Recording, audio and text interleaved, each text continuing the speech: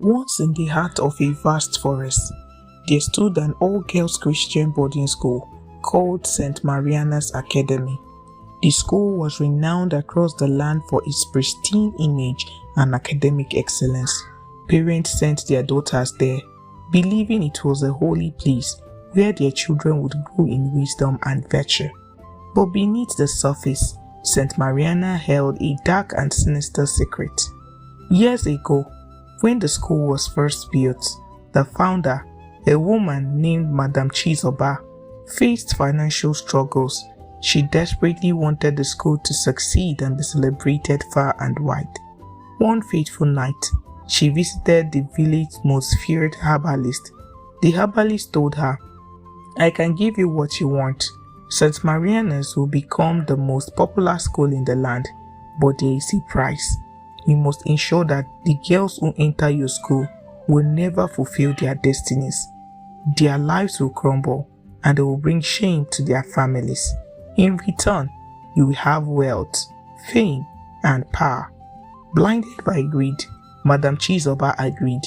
She was instructed to bury a cursed charm in the middle of the school compound. From that day, the school began to thrive, but darkness lingered. Years later, the curse began to manifest. The children at St. Mariana's started developing unusual behaviors. Instead of focusing on their studies and spiritual growth, the girls began forming inappropriate relationships with one another. What began as innocent friendships turned into secretive and destructive unions. By the time anyone noticed, it was too late. The school management, still bound by Madame Chizoba's curse, chose to ignore the behavior. They dismissed complaints, silenced concerned teachers, and maintained a strict code of secrecy. One term, a new girl named Ada was admitted to the school. She was a bright and innocent 14-year-old whose parents had sent her to St. Mariana's, believing it to be the best place for education and faith. But almost immediately, Ada noticed strange things happening around her.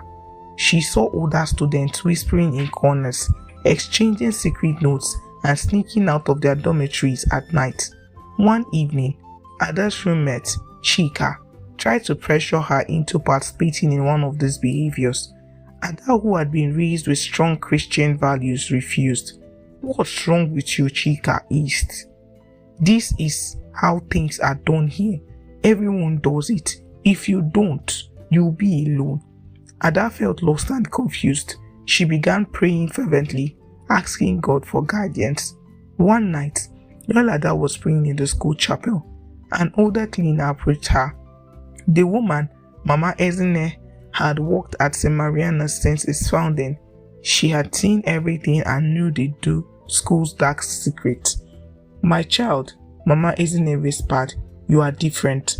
God has chosen you to break the curse of this place. Long ago, the founder of this school made a pact with darkness. The evil here feeds on the innocence of the students, turning them away from God and their destinies." Mama Ezine gave Ada a key and instructed her to go to the center of the school compound at midnight. "Dig beneath the old tree," she said. "You will find the source of the curse. Destroy it, and this place will be free." That night, Ada sneaked out of her dormitory, armed with only a flashlight and the key. She made her way to the old tree. As she dug, she felt an overwhelming sense of fear. Whispers filled the air, and it seemed as though the ground itself was trying to stop her. Finally, she uncovered a small rotten box. Inside was a charm, wrapped in black clothes. The moment she touched it, a shadowy figure appeared before her. "You dare to destroy what has been built here?" the figure hissed. "The lives of these girls are mine." Summoning all her courage, Ada clutched her Bible and began to pray aloud. She recited verses about light overcoming darkness, and as she did, the figure screamed and vanished. Ada threw the charm into the fire as Mama Ezine had instructed, and the curse was broken. The next morning, something changed at St. Mariana's. The air felt lighter, and the oppressive atmosphere lifted.